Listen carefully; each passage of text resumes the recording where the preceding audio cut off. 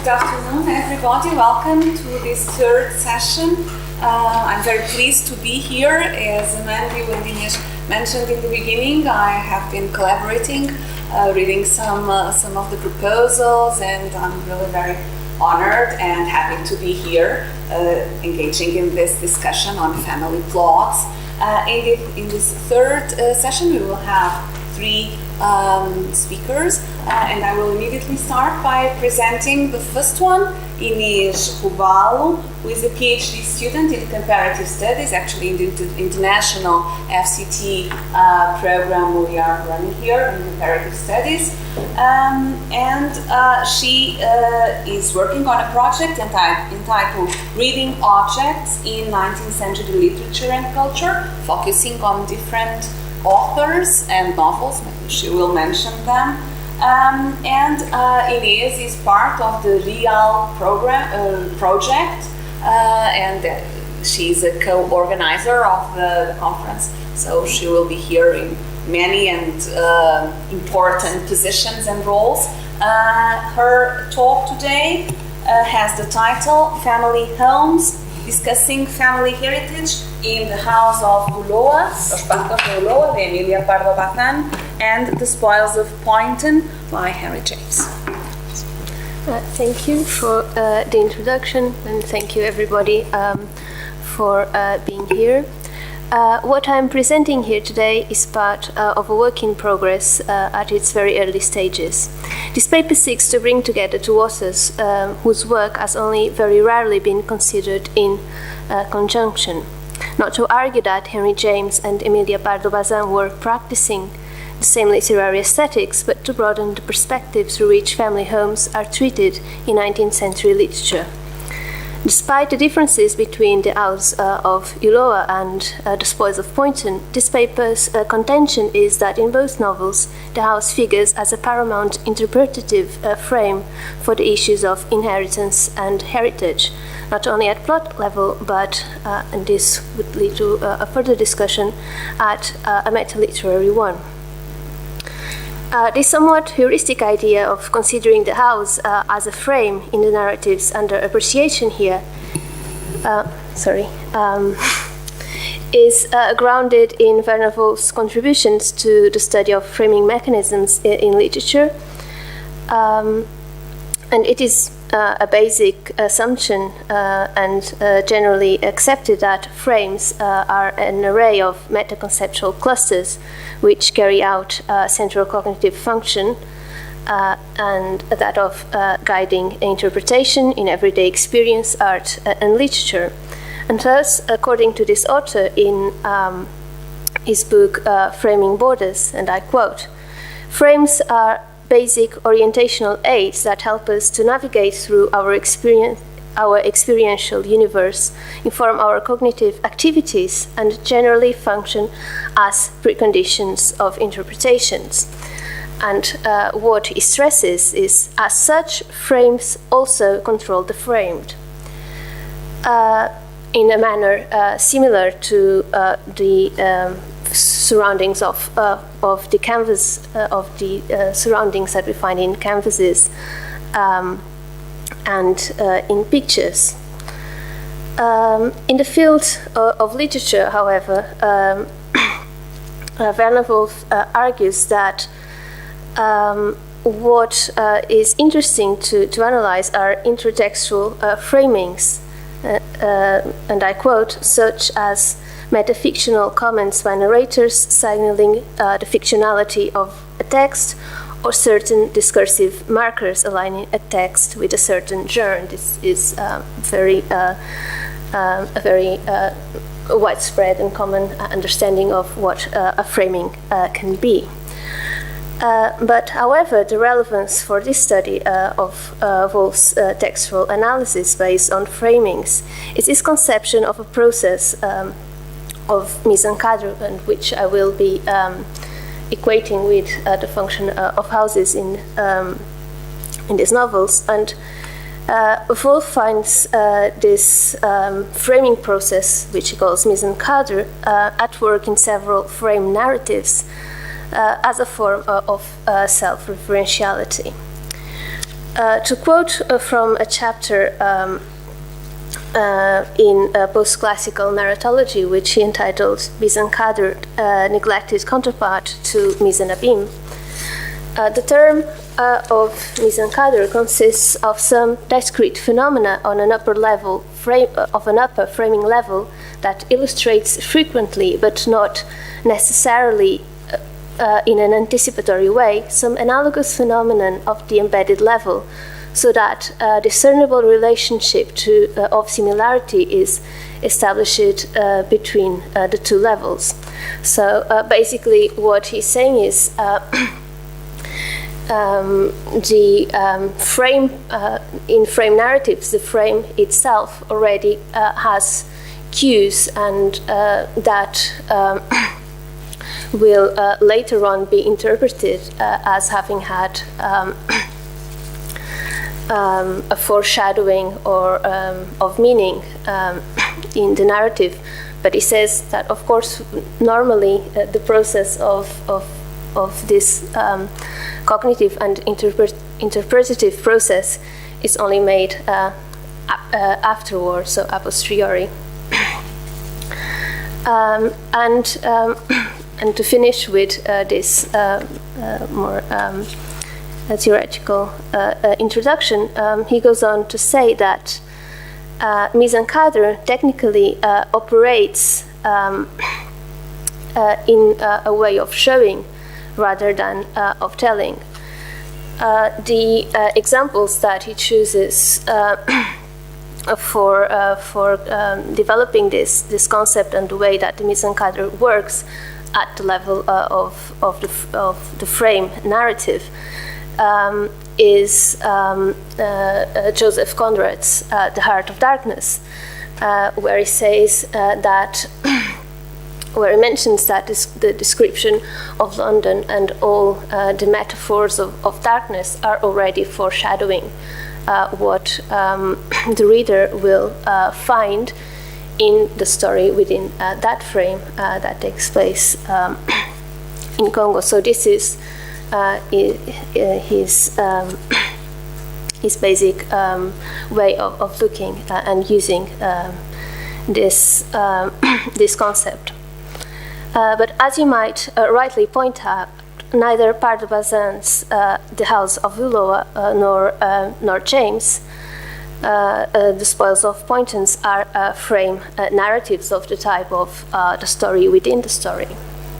Notwithstanding, it is possible to consider both titles as a first frame anticipating the connection between houses, inheritance, and family. We only have to look at the House of Ulloa and the Spoils of Poynton, Poynton being the name of the Garrises family estate.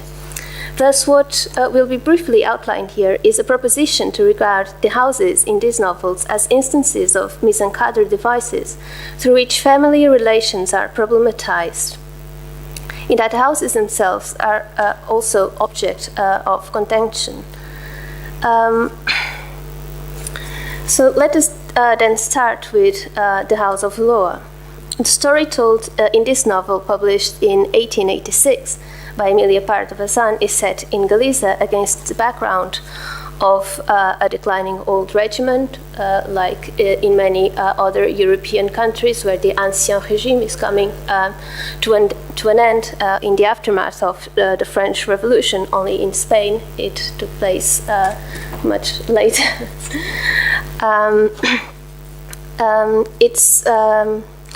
It is set against the background of a declining world order based in aristocracy and its social and economic structures, which, like I said, were secured by an aristocratic and ecclesiastical society. And this is during the time of the Glorious Revolution of 1868, which is going on in Spain as as a turning point in the history of the monarchy, when the Queen Isabella is destituted, and briefly a new order is institutionalized. But this is a background in the novel. To summarize what goes on in the story, this narrative revolves around a priest called Julien Alvarez, who is sent to the manor house of Ulloa in order to sort out its economical organization, but most importantly also to re-establish the spiritual life of its inhabitants according to Christian principles.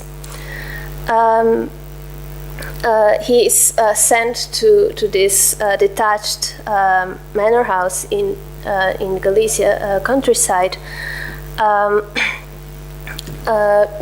because by the uncle of the owner of the estate, because he is the last surviving heir of the line of Ulloa, and his behavior is one that the novel, that the narrative leads us to believe as somewhat libertine and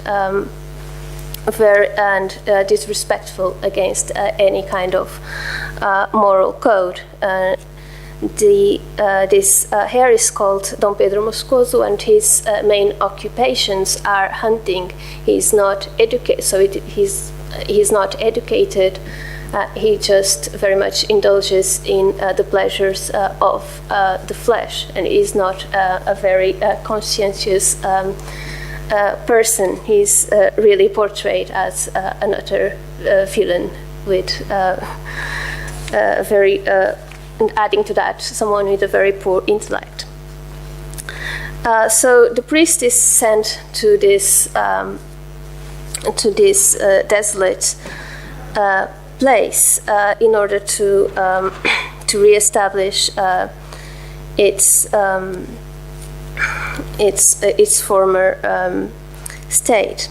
His task, however, becomes increasingly daunting to him, as he is surrounded by a climate of political upheaval and by the preponderance of caciquism on the pending Cortes election. Besides, Julian is hindered by the majordome of the house, called Primitivo, a character who lives at the costs of that state, of the estate. He steals from Dom Pedro, and he also has created a network of power and spying and intrigue, which make him the true power holder in the region. So he is very much interested in maintaining everything like it is. So he sabotages every effort of Julian's part to change the functioning of Ulloa. At this point, I should also mention that this character has a daughter who has had an illegitimate son with Dom Pedro. So he wants, in a way, to he's the real ruler of the House of Ulloa, and he wants, in a way, to exchange the ownership of the house. We can see that his behavior as one of making the house really belong now to his son, and dispossess Dom Pedro's line, and everyone he tries to marry, he sabotages, so that his son can become, and so his family can become the new heir of this land. But to reprise the question of the house and how it functions as a framing and as a mise en cadre, I will evoke the first description of this building with which the reader comes across, and which coincides with the first time that Julien sees it on its way to the manor. And I will quote: "Night had closed in by the time they reached the coppice behind which lay the massive manor. There was no moon, and the darkness made it impossible to distinguish any details of the house, so that one was only aware of its imposing enormity. Not a single light shone from within, and the main door appeared to be firmly locked and bolted." This description that appears on chapter 2 tells us from the beginning that the space that encircles and frames the narrative, because everything happens in the space of this house or in its very close outskirts.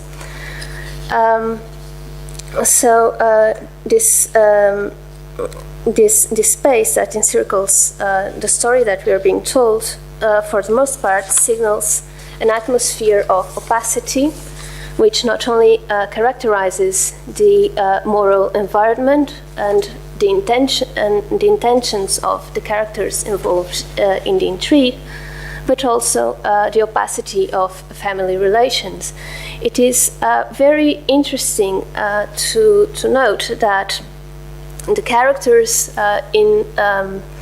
in this novel, to which consciences and inner thoughts we have access, is mainly Julien. The narrative is slightly more focalized through his point of view, and he is a very naive person.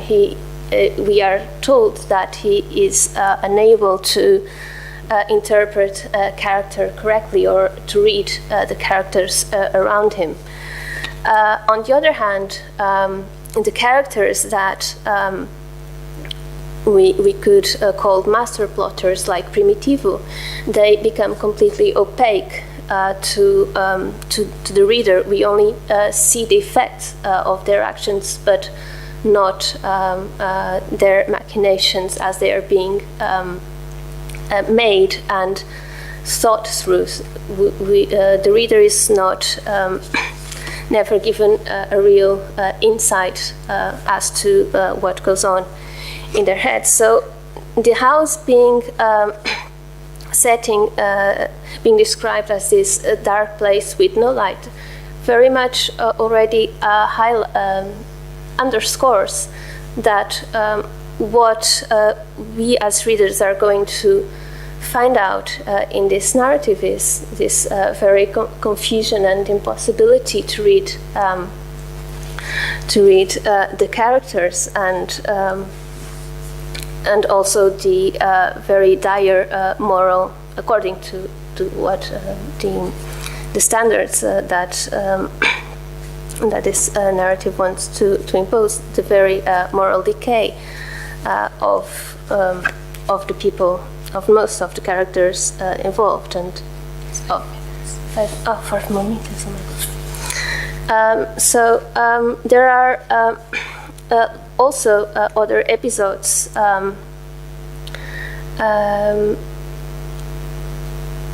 in the house that are framed as catabasis episodes. The passages of the house are grotto-like, and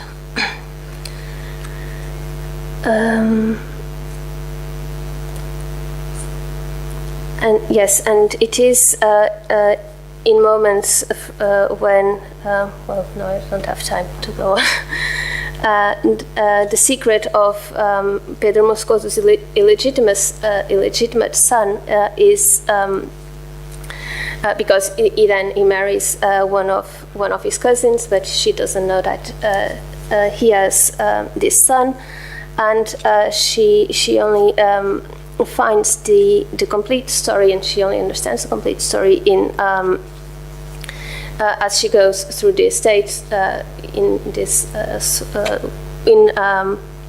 wandering that is described it as sort of catabasis, but I won't go into that. This house is also as we can see when I quoted before, when the fact that the doors are said to be closed firmly, it also signals what the narrative will then tell us, that this house is a sort of horror's chamber and prison where the women are severely mistreated and victims of marital violence. Just to be very quick and give one more example of other houses that are used, whose description at the beginning of a chapter and is used to highlight and to describe from the outset the kind of moral environment that the reader is later to find out. And this is the manner of the Limiosos, which we encounter as Nusha is traveling in that province near Ulloa, and I will quote: "Even worse awaited them in the entrance hall. It had been years since wood warm and time destroyed the floorboards. So everything is rotten and crumbled." There is a very funny episode in which Nusha is going to sit on a chair and the chair crumbles. So this nobility that Pardo Bazán is also here criticizing through their abodes and through their houses, which are rotten, mirror on their behaviors.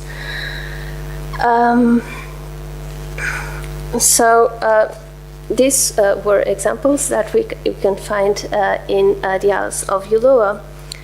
I will now consider The Spoils of Poynton, a novel that whose political undertone is not at all like that, like the one we find in Emilia Pardo Bazán's novels. Like in many of James' novels, we don't have that kind of direct political criticism. This novel first appeared in 1897, and it is concerned with a dispute among the Garris family for the estate of Poynton after the patriarch of the family has passed away. So Mrs. Garrett is unwilling to accept the dispositions of her late husband's will, which transfers the possession of Poynton to their son, Owen, and relegates her abode to a smaller property named Riggs, which had belonged to a maiden aunt. We find at the point that the narrative begins, we find Mrs. Garrett refusing to accept this situation, but legally she cannot do anything. She's obliged to accept it. And her son Owen has a fiancée, Mona Brigstock, which she opposes. And this fiancée, she has a condition as to the marriage condition that she poses is a condition of having property, the Poynton home. Otherwise, she won't marry. So in this novel, the marriages and the loving relations and the familial relations of characters are based on these property interchanges. Okay. And so Mrs. Garrett, in order to, in a very, I would say, comic moment in the narrative, she takes an opportunity when Owen is in London, and she gets most of the furniture and the art objects that she had collected throughout her life from Poynton and takes them to Rijks. And this is interesting because for Mrs. Garris, the legal constraints surrounding the family inheritances and its material aspects produce anomalies in the family body itself. It is as if for this character the material world and individual possessions infused in people's biological coding, not to say here genetics, because for this time I think it would be still a little bit anachronistic. This can be adduced by the fact that Adela Gareth, or Mrs. Gareth, refers to not being the owner of Poynton anymore in the following terms, and I quote, "Everything was yet upside down. Nevertheless, in the sense of having passed the threshold of Poynton for the last time, the amputation, as she called it, had been performed. Her leg come off, she had now begun to stump along with a lovely wooden substitute. She would stump for life, and what her young friend was to come to admire was the beauty of her movement and the noise she made about the house." So the fact that she is deprived of Poynton, she becomes this limp with a prosthesis. But the treasured collection and the various rooms of the Poynton house are never fully described in detail. We do have we do have references to certain objects. But nonetheless, Poynton is presented by Mrs. Garrett as a place whose furnishings holds the narrative of her very life. And she explains how she and her husband collected and built the place. So the question that perturbs this character is not merely who shall inherit the things themselves and who can appreciate their aesthetic value, but also foremost, and many critics have not stressed this aspect in relation to Mrs. Garrett, but foremost, her question is also who shall inherit the stories contained or framed inside the house. And the fact that Frida Vetch, the protege and a poor girl of Mrs. Gareth, the fact that she partakes in this aesthetic sensibility grants her a desirable element to be included in the family lineage, and also to start belonging in this house and to be included in its history, and also in a way become later on in the future an heritage, someone whose story would be also engraved in the house. And I will finish, well, I've got a lot of things. I will just finish by saying that in this novel, the house and not only Poynton but also Rijks, through the perspective of Frida, is seen as something that can be interpreted and that has a voice, and it is her attachment to the things is not simply, or her willing to admire them is not simply something that comes from their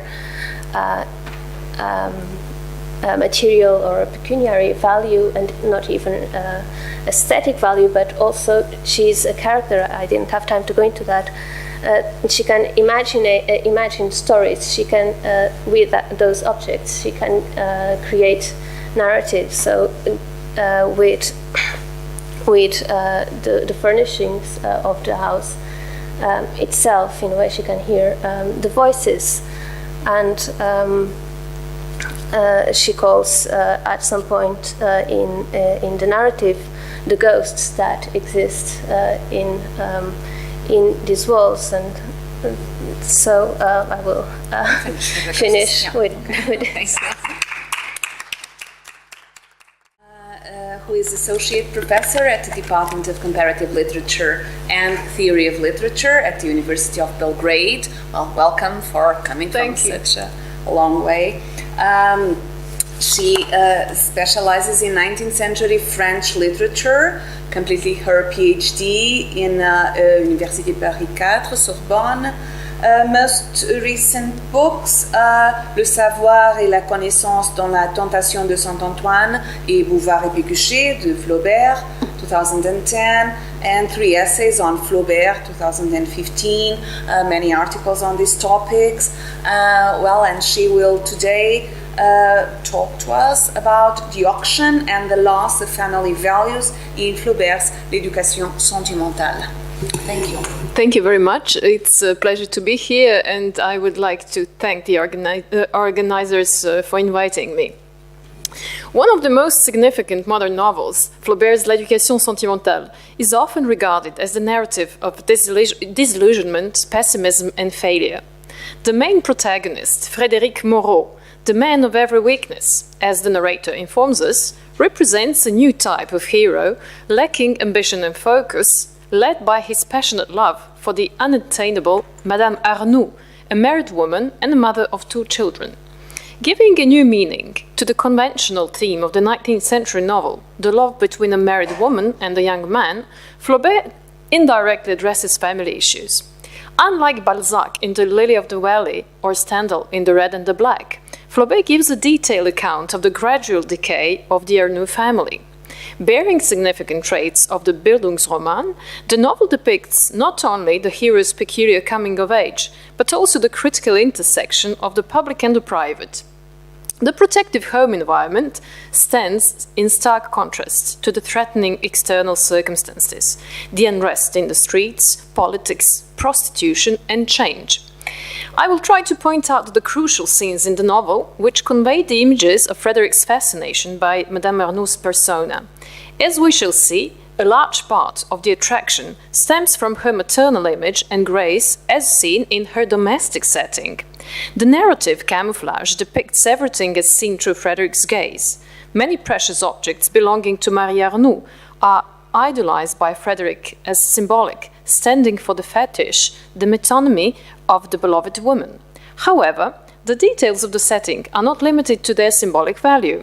They are also conventional realist tools for showing social status and the material culture of the period. Material details evoke the vertiginous disintegration of the society, but also the destruction of the Arnoux household. The parallel between the tragic public events and the private loss is at the novel's core. I shall also evoke the crucial role of venality and prostitution along these lines, both literal and symbolic. Almost at the closure of the novel, the auction of Madame Arnoux' personal belongings is the apotheosis of the symbolic profanation and venality. Despite the apparent love intrigue and the detailed political setting, I shall argue that the final public sale of the Arnoux property marks a definite and indubitable end of family values as well, their irretrievable decadence. Frédéric's first encounter with Marie Arnoux upon embarking on a steamboat is a well-premeditated Flaubertian scene of love at first sight. Madame Arnoux appears to him in angelic, celestial light. I quote, "What he then saw was like an apparition. She was seated in the middle of a bench all alone, or at any rate, he could see no one else, dazzled as he was by her eyes. At the moment when he was passing, she raised her head. His shoulders bowed involuntarily, and when he had seated himself some distance away on the same side, he glanced towards her. She wore a white straw hat with pink ribbons which fluttered in the wind behind her. Her black tresses, curving around the edges of her thick eyebrows, swept down very low and seemed to lovingly caress the oval of her face. Her robe of pale spotted muslin spread out in numerous folds. She was in the act of embroidering something, and her straight nose, her chin, her entire person was silhouetted against the background of the luminous air and the blue sky." End quote. Her portrait is not only framed by her hat and the blue sky, but also by the immediate presence of her husband, Jacques Arnoux, an art dealer whom Frederick had met at the beginning of his journey. While trying to fetch Madame Arnoux' shawl, their eyes met. It is precisely this personal item, her shawl, which allowed for their first interaction, announcing the symbolic value of objects in the novel. Although Flaubert was inspired by his own real-life experience, where Madame Arnoux bears many traits of his greatest love, Eliza Schlesinger, and Jacques Arnoux incarnates Maurice Schlesinger, Eliza's husband, the first encounter with Madame Arnoux is deliberately placed in family context. Marie's portrait is amended by her spontaneous maternal gesture towards her daughter and her responsiveness to her husband's call. I quote, "Are you ready, my dear?" cried my Lord Arnoux, presenting himself at the hood of the companion ladder. Mademoiselle Marthe ran over to him, and clinging to his neck, she began pulling at his moustache. End quote. Frederick's first visit to the Arnouxs focuses on the description of their cozy and tastefully furnished home. Although in her study on the material culture of the 19th century France,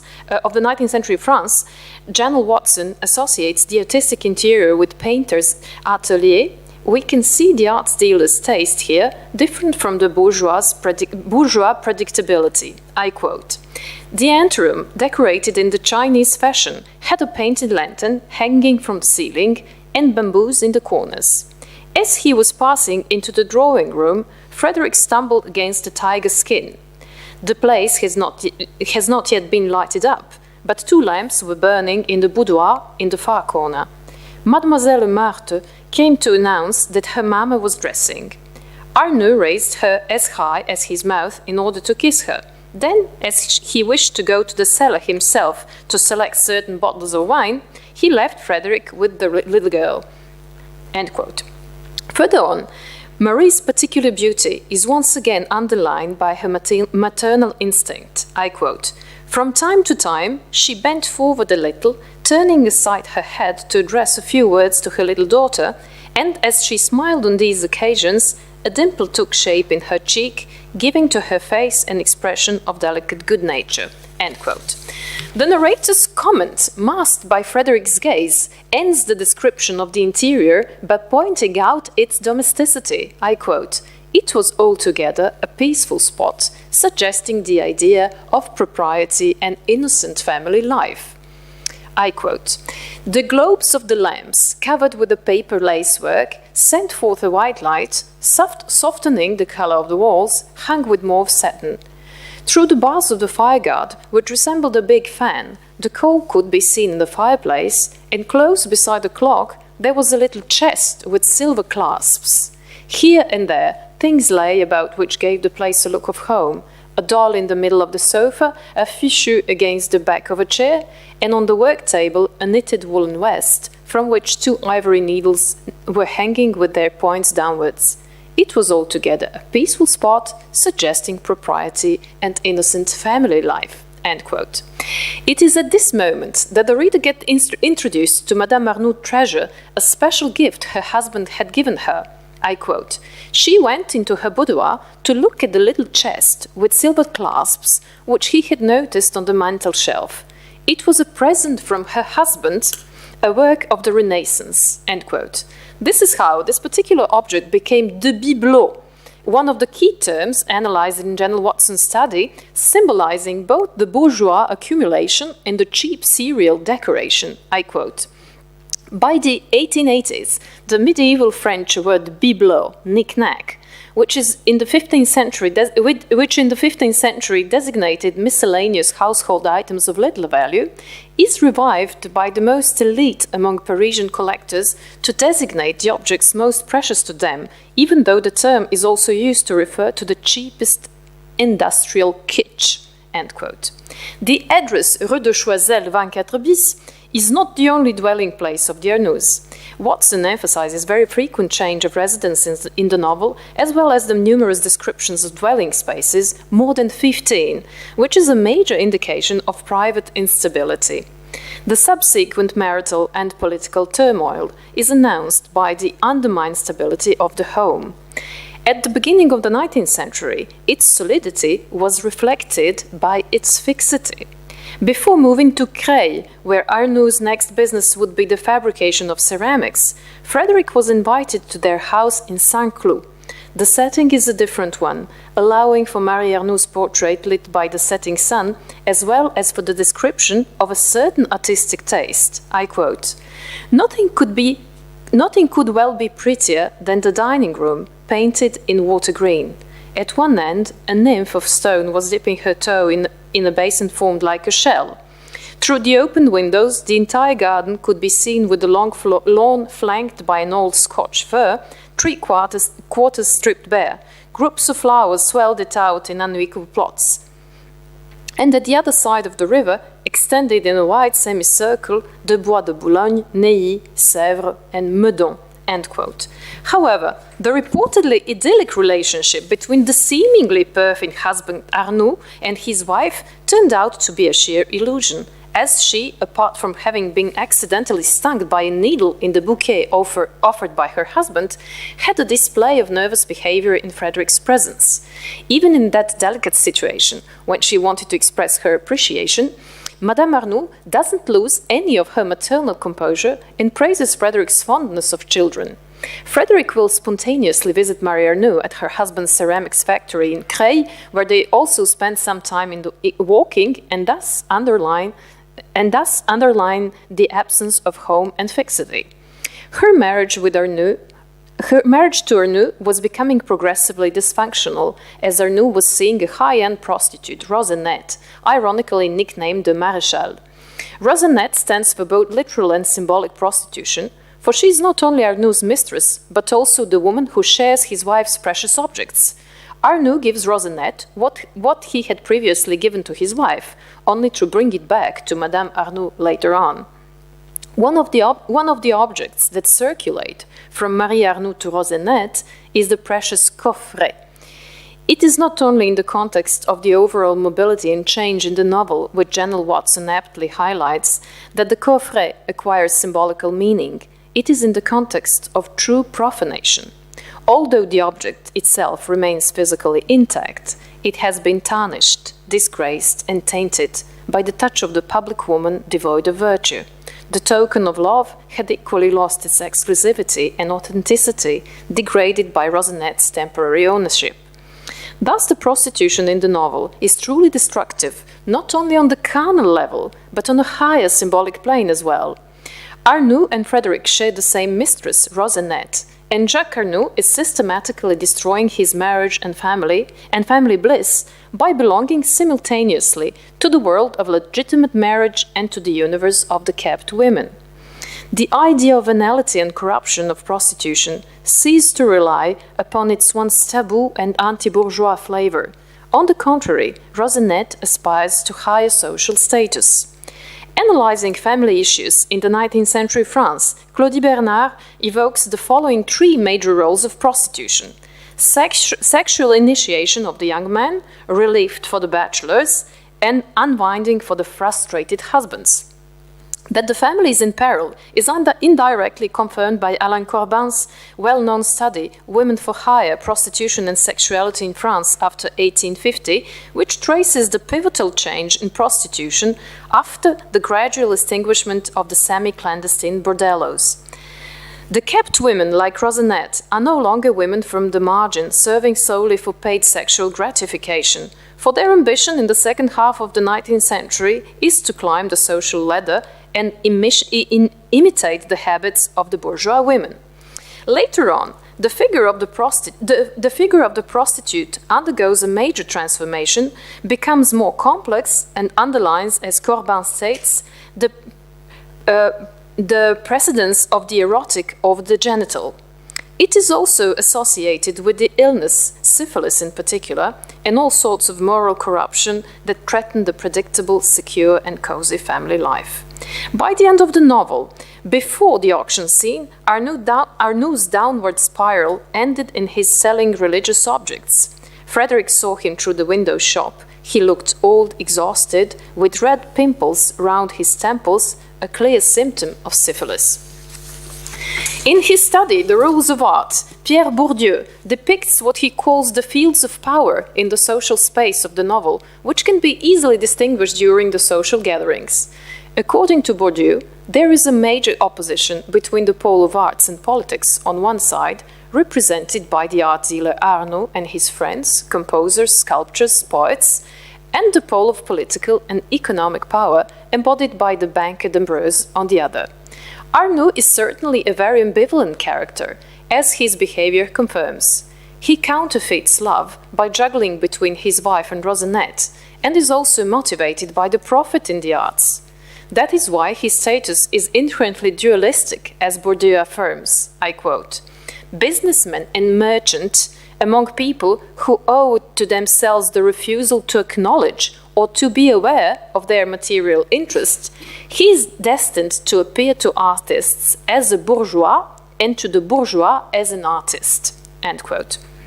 The perfect in-between of the opposed social poles are the receptions at Rosinette's, in a true demi-monde setting, which, I quote, "recruits simultaneously from the two opposed universes, and holds concurrently the advantages of the two opposed worlds, conserving the freedom of the one and the luxury of the other." End quote.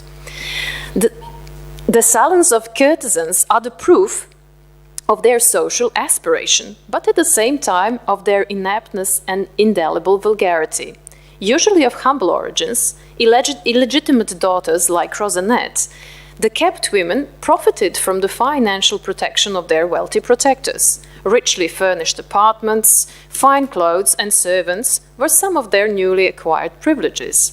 Although their protectors allowed them to surround themselves with luxury items, they obviously didn't have all the exclusivity of their services, for they had other clients as well. Arnaud brought her presents, many of them belonging to his wife. Thus the literal transfer of family values becomes evident in the novel. The corruption is not linked to venality, but to profanation. One of the key moments in the novel is Frederick's desperate and vengeful decision to spend his first night with Rosinette after having failed to meet Madame Arnaud at the previously agreed meeting place. He didn't succumb to Rosinette's charm to satisfy his physical urges, but to betray his ideal. Ignoring the real reason of Madame Arnaud's absence, Frederick ends up in Rosinette's arms, in the very room he had decorated beforehand with much love and attention to detail for his beloved one.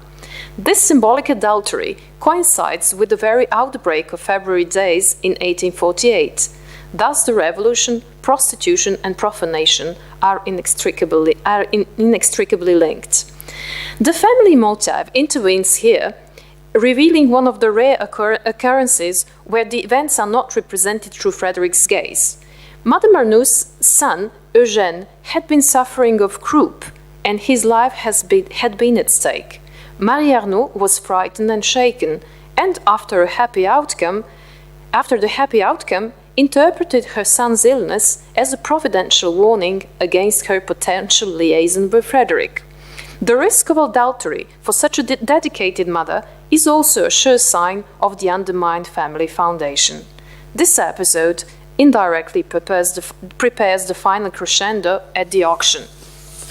Having changed several addresses due to his shady financial ventures where Frederick was lending him money, Jacques Arnaud, the Republican, loses all his possessions. The jealous Madame d'Ambrose, Frederick's high society mistress, organizes the auction, taking revenge on Madame Arnaud, the only woman Frederick truly loved. The auction took place on 1st of December in 1851, a day before the coup d'etat conducted by Napoleon III. Flaubert wanted to juxtapose a tragic private event, the end of an era, with a life-changing public event which marked the beginning of the Second Empire in France. All the previously depicted precious objects are literally catalogued during the auction. Rosinette and Madame d'Ambreuse, jealous of Frederick's eternal love for Marie Arnoux, attend the bid like the two birds of prey. Madame Arnoux is symbolically dying before Frederick's eyes. The auction, the crowd, the profanation of the private, and prostitution are once again brought together. The personal belongings are the metonymy of Madame Arnoux herself. However, the scene convincingly testifies of a literal loss of the household. The bedroom is the sanctuary of one's privacy, and the public exposure of its contents borders with the obscene. The passing of the cherished objects seems like a funeral to Frederick. I quote, "When Frederick came in, the petticoats, the neckerchiefs, and even the chemise were being passed on from hand to hand, and then given back. Sometimes they were flung some distance, and suddenly strips of whiteness went flying through the air.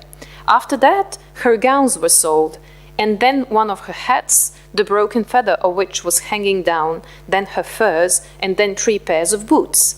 And the disposal by sale of these relics, wherein he could trace in a confused sort of way the very outlines of her form, appeared to him an atrocity, as if he had seen carrion crows mangling her corpse. The bedroom furniture was now exhibited. In this way disappeared, one after the other, the large blue carpet spangled with camellias, which her dainty feet used to touch so lightly as she advanced to meet him, the little upholstered easy chair in which he used to sit facing her when they were alone together, the 2 screens belonging to the mantelpiece, the ivory of which had been rendered smoother by the touch of her hands, and the velvet pincushion which was still bristling with pins." End quote. Of course, Frederick is devastated. I quote, "It was as if portions of his heart had been carried away with these things, and the monotony of the same voices and the same gestures benumbed him with fatigue and caused with him a mournful torpor, a sensation like that of death itself." End quote. At length, the paroxysm of Madame d'Ambreuse's atrocious malice is represented by her acquisition of Madame Arnoux' coffret. The inversion of values has been completed. Madame d'Ambreuse is the final owner of Madame Arnoux' relic. Problematic family history seems to be affecting many characters in the novel, discovering their dysfunctional ties. Frederick's mother is impoverished and overly ambitious. Her provincial neighbor, Louise's father, Mr. Rock, would become a brutal murderer during the June days, and Madame d'Ambreuse' true status of the disinherited widow would be revealed after her husband's death. But the auction is not the final outcome of Frederick's symbolic exchange with Marie Arnoux. The epilogue depicts them in 1867, when her hair had turned grey. She suddenly visits Frederick in order to see him and to give him back the money he had lent to her husband years ago. Besides its sentimental and ironic value, this conversation also revolves around family issues. She reported on her children and her husband. Jacques Arnoux was often ill and quite old. Her daughter got married and was living in Bordeaux, and her son was a soldier. Then she gave him the wallet she embroidered especially for him, underlying the fact that she hadn't come only to pay him back, but also to visit him. During their last encounter, family, love, and economy are once again intertwined, although in a less dramatic way. Thank you for your attention. Today, the title of the presentation is The Representation of Intimacy in the Work of António Carneiro, The Family Nucleus. Well, thank you very much. First of all, I must say that the visual content I'm bringing here goes a little bit beyond the 19th century, but considering the biographical and artistic backgrounds of the author, I think it perfectly fits the theme of this symposium, and especially the concept of memory images that Professora Maria de Medeiros mentioned at her presentation. The life and work of António Carneiro witnessed a time of considerable changes regarding historical and artistic fields. The enormous legacy he left expresses the dilemma experienced by the artists of the fin de siècle, to abandon the truly realistic vocabulary or to create new speech parameters that could change the aesthetic standards. Despite the 2-year period he experienced in Paris at Académie Julian during 1997 and 1999, contacting with the emergent artistic novelty, back home he encountered a highly conservative panorama which became quite repressive for a painter at the beginning of his career. That was a time in which social life standards underwent deep changes, motivated by political factors, individual progress, and by the consciousness of civil rights and duties. In the imaginary of this period, public life is mainly controlled by reason, while the idea of private life is associated with the expression of feelings, base for family cohesion, being understood as the place of excellence for affections to arise and for the individual happiness. So, the representation of domestic, family, and interior scenes met, until the end of the century, a growing popularity in the artistic world. These were private frames that simultaneously constituted the needed distance towards society, keeping, as Rosenblum claims, and I quote, the urban realities just outside the door. Furthermore, such representations, according to the same author, turn ordinary domestic life into something closer to a mysterious seance, in which figures appear and disappear, camouflaged by textures and patterns whose sensuous surfaces turn everyday prose into evanescent poetry. End of quotation. For these reasons, representing everyday life and the family nucleus became a strategy used by artists to look closely at their inner lives. Check, for instance, Eugène Carriere's La Famille du Peintre, or the self-portrait with wife and daughters from France from Lebach. Picturing the iconography and valuing their daily environment, the artist will become more capable of separating what's inner from what's outer, sheltering himself in a comfort zone that is vital for his creativity.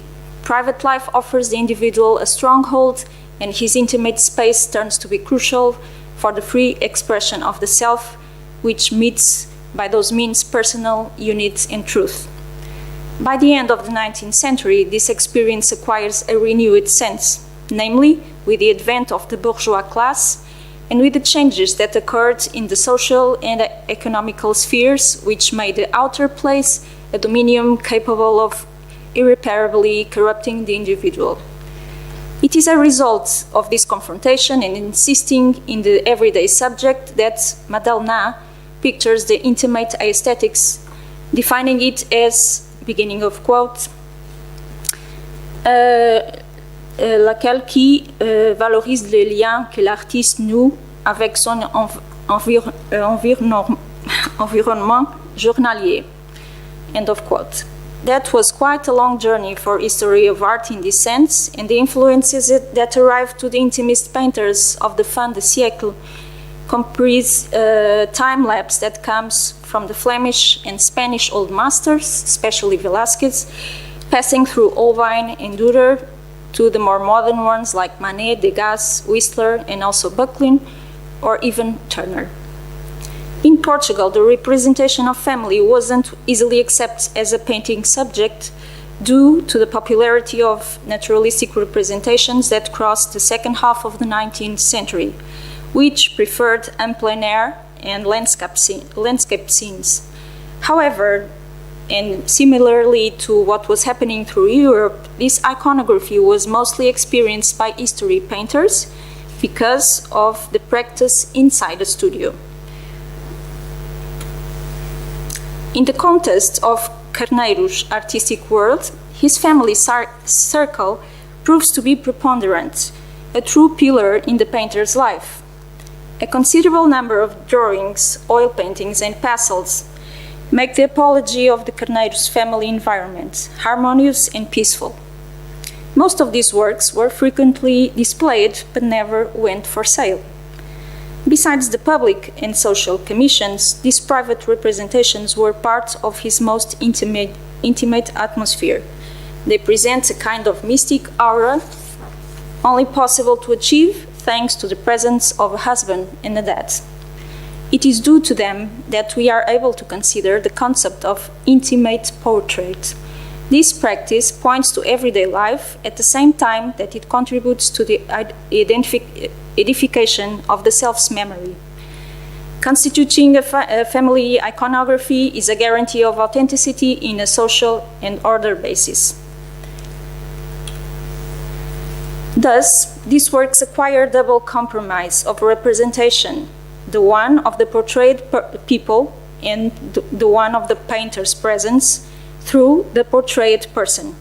The artist is not represented in a figurative sense, but can be seen on it in a latent way, presenting his inner models in a self-referential mode.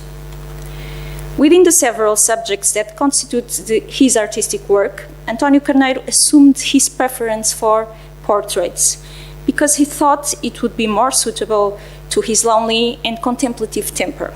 And I quote, "I prefer the figure, where I can leave my art far from the outside movement. I love reproducing the human shape, the mysterious and complex model that requires understanding and surprise, discovering what exists and pulses beyond its surface, its natural and visible form." End of quote. Portraits of Carneiro's wife and children, grandchildren a lot less, become one of the painter's most frequent exercises, and, like his self-portraits, they correspond to a permanent inner need, despite the chromatic differences between the two kinds of representations. Headsbunch is the only known portrait that gathers all the elements of the Carneiro's family. This sanguine features the different members of the nucleus, never losing the notion of the whole group, in which the figure of the patriarch stands out here, and in which it's possible to engrave the matrix of the family happiness. The observer's look seems to be manipulated first to António Carneiro's face, up in the right side, through direct eye contact, then down to the following faces one by one until the youngest son, Carlos, down on the left. The main reason that leads an artist to portray himself along with other people is, according to Liz Riedel, beginning of quotes, to record people and relationships in the artist's life at a specific moment in time. End of quote. At this point, she proceeds, self-portraiture can be compared to a diary, and I quote again, "a personal and exclusive viewpoint rarely produced with publication in mind, within which relationships and emotions may be explained and analyzed." End of quote. So, this representation claims an intimate purpose that goes beyond the individual himself. It is a means of declaring the love for his family while perpetuating family resemblances.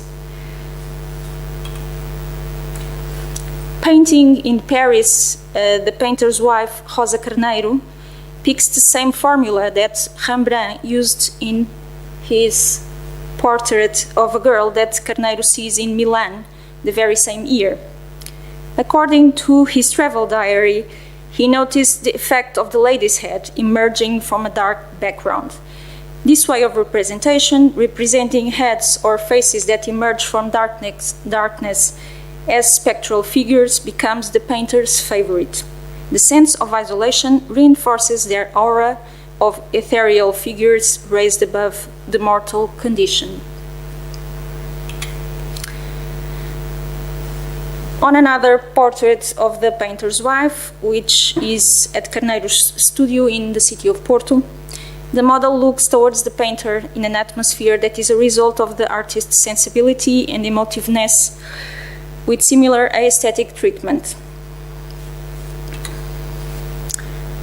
Rosa with the chrysanthemums. Pictures a different composition with her posing full body and her silhouette covered in a simple and long black dress. The background is totally monochrome, also in a dark shade, but allowing the recognition of the figure's contour. Rosa stands right in the central axis of the painting, holding a generous bunch of chrysanthemums on her left arm, to which she stares in a melancholical way. These flowers, as the ones falling on the floor, being the only traces of color one can recognize in the surface. Her expression is melancholic, as in the previous examples. The absence of light does not confer the subject a theatrical atmosphere, but rather an intimate and silent retreat.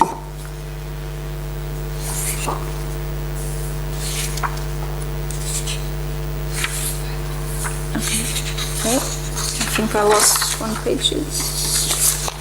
No.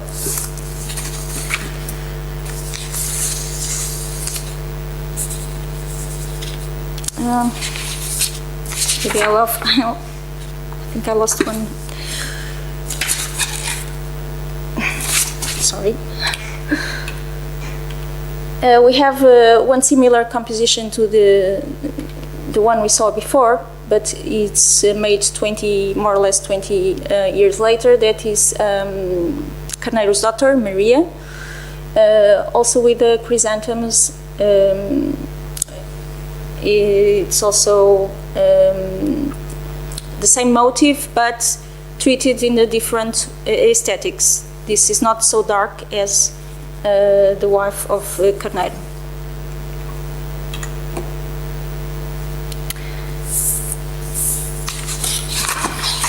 Sorry. Similar portraits we can also find with the sons of Carneiro, but here we have a portrait of Cláudio, the first son. He was also an artist. He was a composer, and children are often portrayed in domestic affairs, activities, and sometimes they look distracted, as if the father wasn't there. Just he was capturing the silence of the activity and the pleasure of being at home. Here we have him composing in the piano, and he seems unaware of the presence of his father.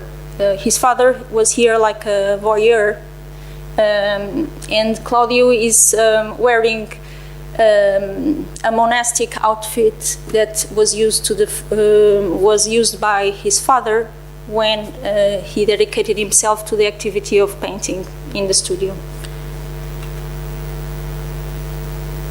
Here we have another study of Cláudio. It's a drawing, and we have the kind of a close-up into Cláudio's face. We barely don't see the shape of the silhouette of the violin. He stands underneath his chin. A lot of maybe the most common representations are the one of the daughter Maria. This girl with the cat, it stands also in a frontal position. The girl getting a direct look to the father, and show us also or let us guess the relationship between the father and the daughter. Some common representations from the 19th century are the one that expose activities that ladies used to do at home, because they weren't allowed to be shown in unconventional poses and poses that weren't accepted socially. And so they often were shown in domestic affairs like sewing or embroidering, as we see here Maria on the left and on the right representations. Okay. Two different compositions picture Maria Josefina in a traditional costume from the Minho region of Portugal, Maria Vianesa and Minhota, Maria. Both evidence the relationship, again, between father and daughter, as well as the pleasure of being at home and the interest of picturing domestic scenes. The first one focuses on ethnographical perspective, with the model standing in full body, here reminding us some of Edouard Manet's portraits, especially the ethnographical ones he painted as a result from his trip to Spain. Minhota Maria depicts a different composition because the female figure poses near a corner, next to a window, certainly at the family's home. It is true that this canvas contradicts the idea of what you can expect from a portrait in a traditional sense, because the image doesn't organize itself around the face or in a precise model that tends to be identified. The same can be said about Blue Symphony, which figures the same corner of the room, the same window enlightening the composition. Once again, the painting is worked with flow, the brush's strokes are largely spread over the surface, and Maria emerges in a deep silence like a spectre.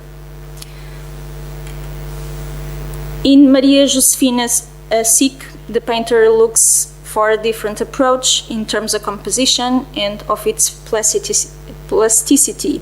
Maria's head appears in profile on her left side from an abstract and multicolored background.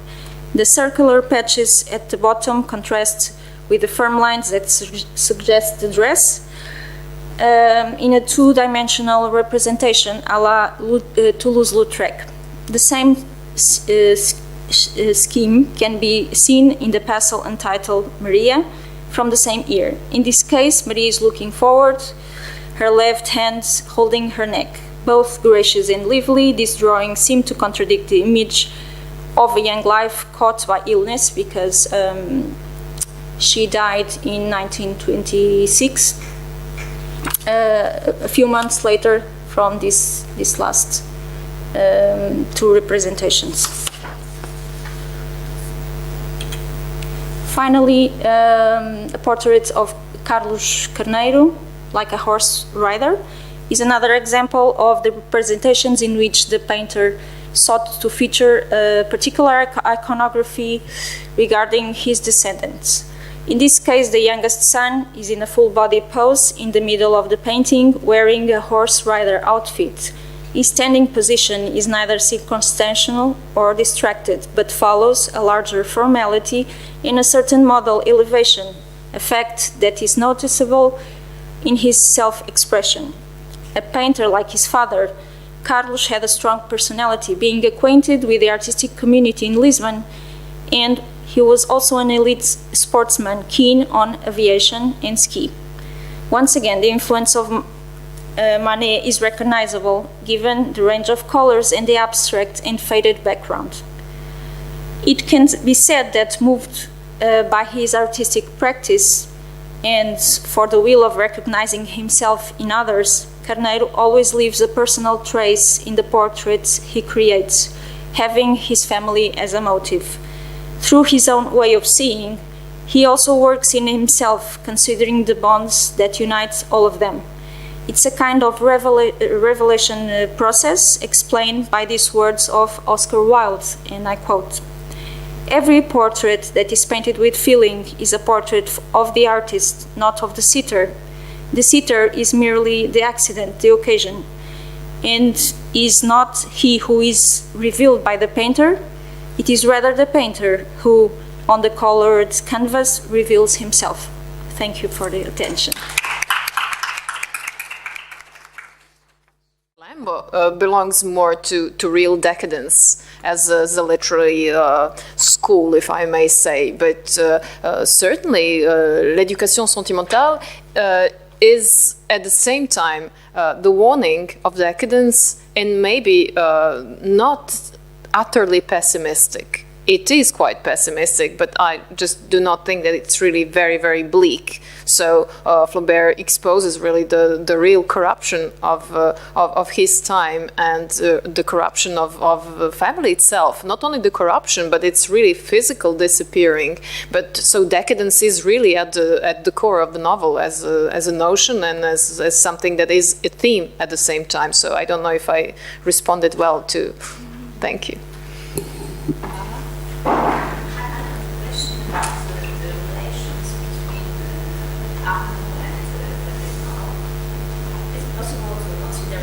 Also as some kind of revelation of family values, because Frederick seems for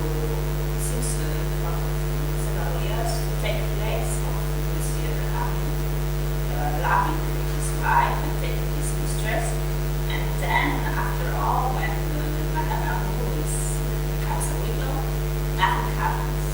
So he doesn't take decisions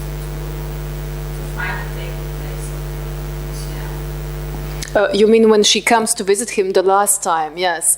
Well, that's true. Also, the theme of the double. Arnaud is a kind of mentor to Frederick Moreau, because he's the one who introduced him to Parisian life, to prostitution as well. Also, he's not really giving him his mistress Rosinette. It's by circumstance actually that they all converge around Rosinette. On the other hand, that's true. Yes, he emulates Arnaud in a way at the beginning of his Parisian career. But on the other hand, he also has these very ambivalent feelings towards Arnaud. He thinks even of killing him at a given moment, because he is his rival. He is the husband who is very concrete, actually, who is a very definite obstacle to his love with Marie Arnaud. So I think that the last, not the last scene, but the scene of the last encounter with Madame Arnaud explains, because it is at the same time, it is very ironic and it is very pathetic and it is very lyrical. So their last conversation actually borders on a cliche. So Frederick, when she says she wanted to offer herself to him, and he felt like a kind of fear. He was very afraid. He was confused. So he just turned away to roll a cigarette. And she interprets this gesture as a sign of his delicacy. So this is why it's really ironic. And she says, "Oh, you are the only one. You are so delicate. Oh, so delicate." Actually, he was a coward at that very moment, but she interpreted that as his own delicacy. So I think that in a way, Frederick wants to emulate Jacques Arnaud, because he is the one who lives with Marie Arnaud after all. At other times, he's very jealous of him. He is, like this typical commonplace of maybe Bildungsroman as a genre. So he introduces really Frederick to Parisian life, also to all trappings as well of that life. And yes, I think that we can really consider Jacques Arnaud as a sort of Frederick's double in the novel.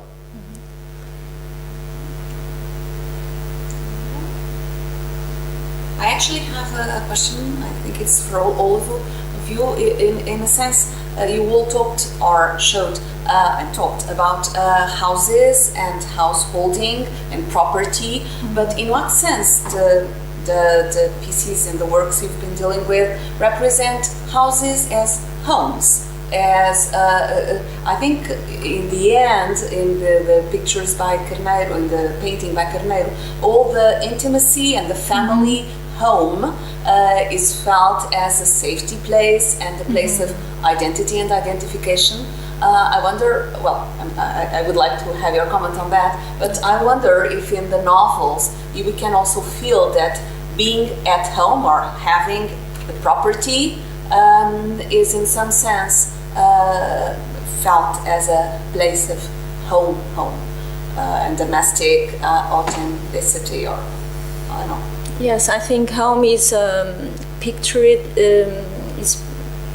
by persons and not by any material objects in particular. So a kind of an atmosphere is created that we guess it is a home, but there's nothing on it that says to ourselves it's identified as a home.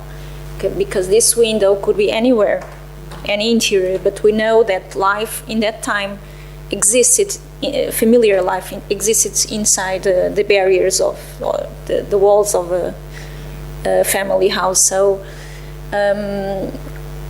I think the figures are have the most important mentioned and not secondary objects. So not a traditional house, not an humanized house.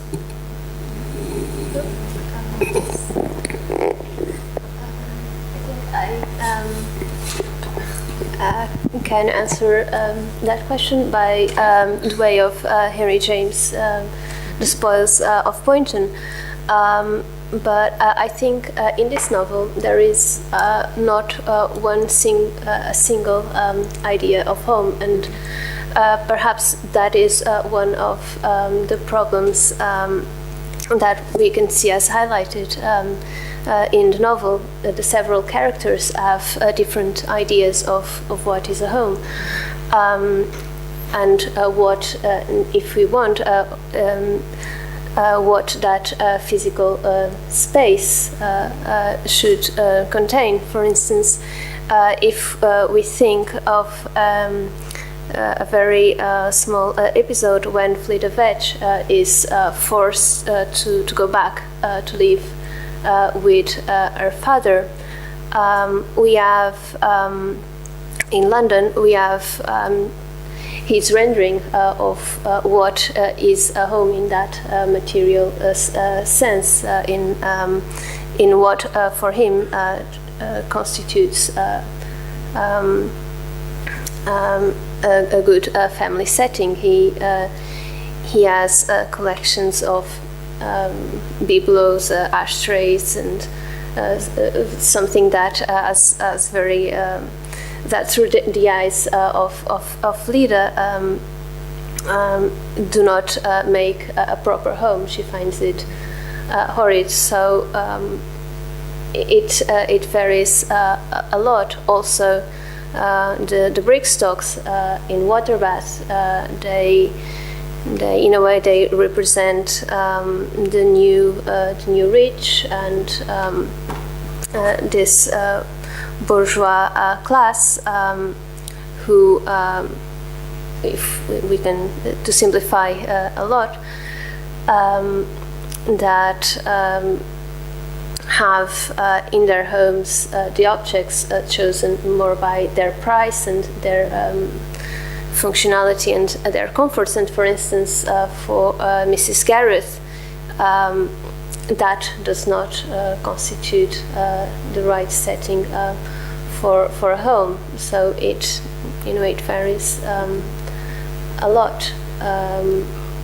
And with Fleda Vetch, we also have the introduction of a spiritual and aesthetic evaluation of what a home can be, besides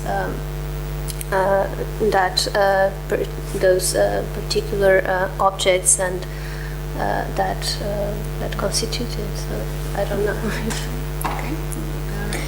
Just a few words to add.